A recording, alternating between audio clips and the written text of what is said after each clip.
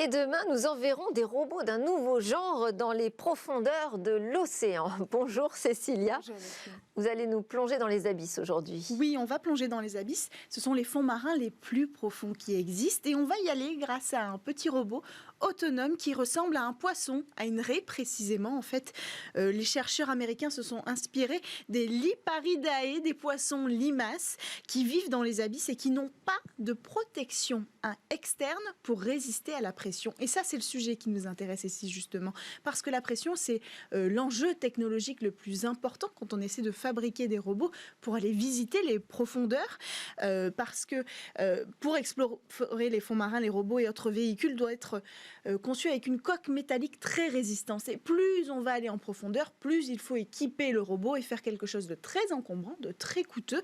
Et donc, ils doivent descendre en profondeur avec une technologie assez imposante. D'où l'intérêt d'un robot limace. Oui, exactement. Et un robot limace qui résisterait à la pression facilement. Cette approche, elle est publiée dans la revue Nature et elle fait appel à la robotique molle pour créer un robot plus compact et plus résistant. Il est capable de se mouvoir de manière autonome à une profondeur de 3224 mètres. Alors, il faut savoir que les fonds abyssaux commencent à 3000 mètres de profondeur. Et puis, les éléments électroniques, ils sont répartis à l'intérieur du robot, à l'intérieur du silicone qui va absorber la pression pour que celle-ci n'endommage pas le système électronique, en plus bien sûr de garantir l'étanchéité du produit. En fait, c'est une technologie assez simple. Et comment se déplace-t-il ? Alors, grâce à deux ailerons, on l'a vu sur l'image, précisément les chercheurs ont utilisé un élastomère dit électrique pour reproduire finalement les muscles d'un animal, ici d'un poisson. C'est un matériau mou qui se déforme lorsqu'il est soumis à un courant électrique. Donc en fait, il suffit de programmer une impulsion électronique, une impulsion électrique pour créer un mouvement régulier et autonome à l'intérieur du mécanisme. Une partie du robot, le mécanisme lui-même a été testé dans les fosses de Marianne. Ce sont les fonds les plus profonds au monde aujourd'hui dans les océans.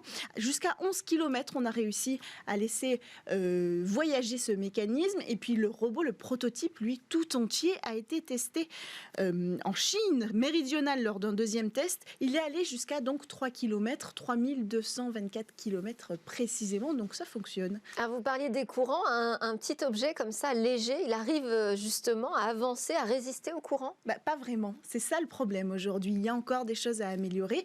Il est trop petit, trop léger, donc il est emporté facilement par le courant. Les chercheurs doivent encore l'améliorer pour qu'il soit résistant et surtout concurrentiel par rapport aux robots qui existent déjà, parce qu'il y a beaucoup de technologies qui sont travaillées aujourd'hui pour aller explorer ces abysses très très peu connus du monde scientifique aujourd'hui. Et puis surtout, il est lent. Il a une vitesse de 5,19 cm par seconde seulement, mais il a un gros avantage, c'est qu'il est facile à produire. Le coût de production est extrêmement minime.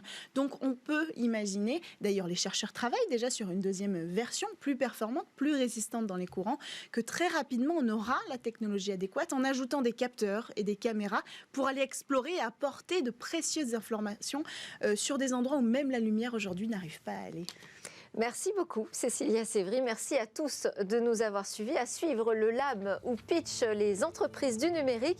Je dois vous dire aussi que jeudi et vendredi, c'est Cécilia Sévry qui vous présentera Smartech. Moi je vous retrouve lundi.